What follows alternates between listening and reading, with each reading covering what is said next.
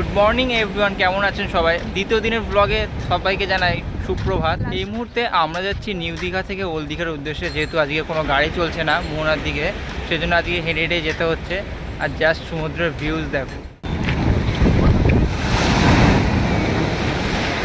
ভোর 5টার সময় উঠে পড়েছিলাম আমরা মোহনায় যাওয়ার উদ্দেশ্যে। তো আনফর্চুনেটলি গাড়ি না চলার কারণে আমাদের হেঁটে হেঁটে এখান থেকে পাড়ি দিতে হয়।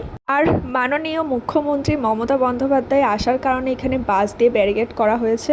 অনেকটা রাস্তা হাঁটার পরে আমরা একটু বসে নাস্তা করে নিলাম, চা, আর তার সাথে সাথে আমরা সমুদ্রের ভিউটা নিচ্ছিলাম। সমুদ্র যে এত সুন্দর হতে পারে তা চোখে না দেখলে বোঝাই যায় না। এরপর আমরা হাঁটতে হাঁটতে চলে আসলাম ঝাউবনে এবং এখানে এসে কিছু রিলস বানিয়ে নিলাম।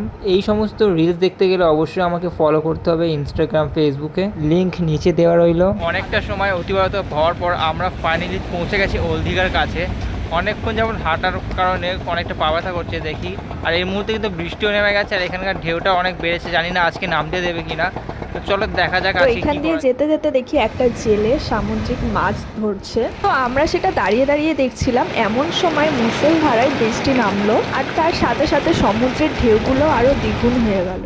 তারপর আমরা চলে এলাম কাছাকাছি একটা হোটেলে, কারণ আমাদের ব্রেকফাস্ট করতে হবে, যেহেতু অনেক ভোরে বার হয়েছি আর হাঁটতে হাঁটতে এতটা রাস্তা এসেছি, তো আমাদের ভীষণ খিদে পেয়ে গেছে। আর এখানে আমরা একটু নাস্তা করে নিলাম। তারপর আমরা ফাইনালি পৌঁছে গেলাম ওল্ড দীঘাতে। যেহেতু আমরা অনেকটাই সকালে বেরিয়েছি, তাই জন্য এখানে খুবই কম পর্যটক ছিল, আর সেই সুযোগে আমরা একটু ভালো করে ঘুরে নিলাম এখানে। আর এখানে বিশ্ব বাংলা পার্কটা অনেক সুন্দর ছিল, তো পার্কের ভিতরটা আমরা খুব ভালো করে ঘুরে নিলাম। আমরা আগেই বলেছি সমুদ্রের ঢেউ অনেক উত্তাল, আর আপনারা দেখতেই পাচ্ছেন সমুদ্রের ঢেউটা উঠে আমাদেরকে ভিজিয়ে দিয়ে গেল। আমরা কখনো ভাবতেই পারিনি যে এত বড় ঢেউ আসবে, যার কারণে আমরা পুরো ভিজে যাব।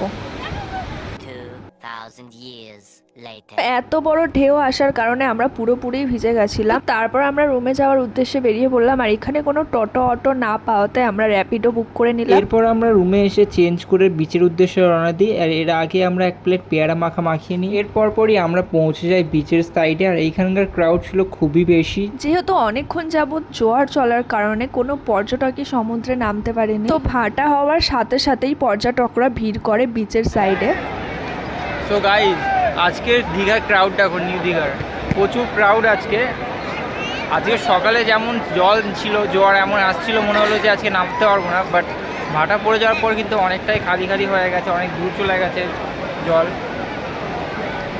আর আমরা দুজন বিচে এই মুহূর্তে কিন্তু পেয়ারা মাখা খাচ্ছি।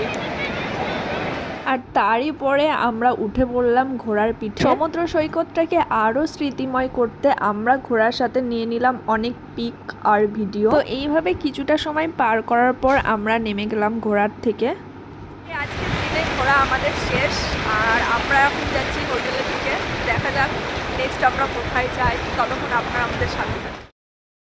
তো বিকেলবেলা আমরা দুজনা কুরকুরে খেতে খেতে বেরিয়ে গেছি দীঘা গার্ডেন। এখানে আমাদের উদ্দেশ্য ছিল তালসারি যাওয়ার দিকে, তো আনফর্চুনেটলি আমরা তালসারির দিকে যেতে পারি, কারণ আমাদের ব্যাক করার টাইম হয়ে গেছিল। তো যাই হোক, আমরা এখানে একটা আইসক্রিম নিয়ে নিলাম। আমরা সবসময় চেষ্টা করি একটাই জিনিস নেওয়ার, একটাই খাবার, যেটা থেকে আমরা দুজনা শেয়ার করতে পারি। তো যাই হোক, আমরা আইসক্রিম খেতে খেতে তালসারির দিকে যাচ্ছিলাম। এমন সময় আমরা বিচের সাইডে এসে দেখি একটা জেলে আবারও সামুদ্রিক মাছ ধরছে। এত সুন্দর একটা মুহূর্ত আমরা মিস করতে চাই না বলে এটাকে আমরা ক্যামেরা বন্দি করে রাখলাম। খুবই দুঃখজনক লাগছিল যখন জেলের জালে একটিও মাছ উঠছিল না। দেখতে দেখতে দুদিনও কেটে গেল, আমাদের বাড়ি যাওয়ার সময় হয়ে গেছে। এখন আমরা লাগেজ গুছিয়ে নিয়েছি, এবার আমরা বাড়ির দিকে যাব। তো চলো দেখা হচ্ছে বাসে গিয়ে। এরপর বাসের উদ্দেশ্যে যাওয়ার সময় দেখতে পেলাম হেলিপ্যাডে দুটো হেলিকপ্টার রাখা ছিল। বাসের কাছে আসা মাত্র খবর পেলাম যে বাস অনেক পরে ছাড়বে, সেই জন্য এইখানে আমরা অনেকটাই টাইম স্পেন্ড করে নিলাম। সো এরপর আমরা আশেপাশের মার্কেটগুলো ঘুরে দেখছিলাম। আর এখানে অনেক সুন্দর সুন্দর টেডি পাওয়া যাচ্ছিল, আর টেডিগুলো আমার কাছে খুব ভালো লাগছিল। আর যেহেতু আমরা মাছ খাই না, তো সেই জন্য মাছের দোকানগুলো আমরা অ্যাভয়েড করে দিলাম। ঘুরে ফিরে আবারও আমরা সমুদ্রের কাছে চলে এলাম। সমুদ্র এত সুন্দর দৃশ্য, আমাদের ছেড়ে যেতে মন চাইছে না। এইভাবে সমুদ্রের মায়া কাটিয়ে আমরা চলে গেলাম আমাদের বাড়ি যাওয়ার উদ্দেশ্যে। আর তার আগে আমরা রাতের ডিনারটা করে নিলাম। ততক্ষণ আপনারা আমাদের সাথে থাকেন আর আমাদের চ্যানেলটা সাবস্ক্রাইব করে দিন। আল্লাহ হাফেজ।